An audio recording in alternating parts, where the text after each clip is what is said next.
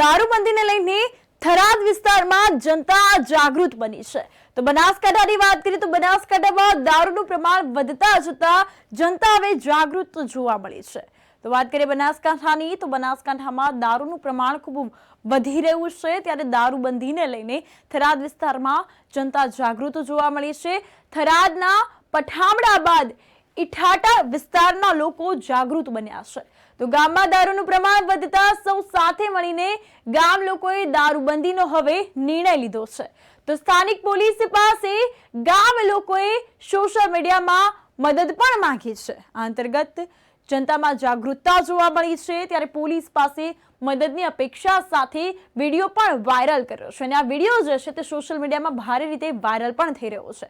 તો સરહદી વિસ્તારમાં દારૂનું પ્રમાણ વધતા લોકો મુશ્કેલીમાં મુકાયા છે, લોકોની મુશ્કેલીમાં સતત વધારો જોવા મળ્યો છે।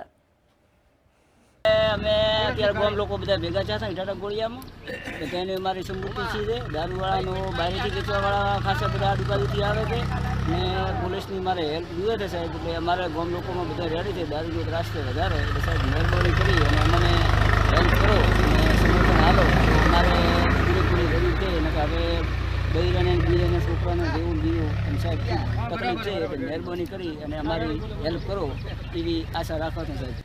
હવે પોલીસ સ્ટેશનને અમે જાણ કરવા સારું માંગો છો કે તમે મહેરબાની કરીને અમારે હું ઇટાટા ગોળિયામાં એક ફેરા તો આવવું જ પડે। પોલીસને 24 કલાકમાં એક ફેરા આવો તો અમારા ત્રાસ છે, ત્રાસ મટાડવો છે।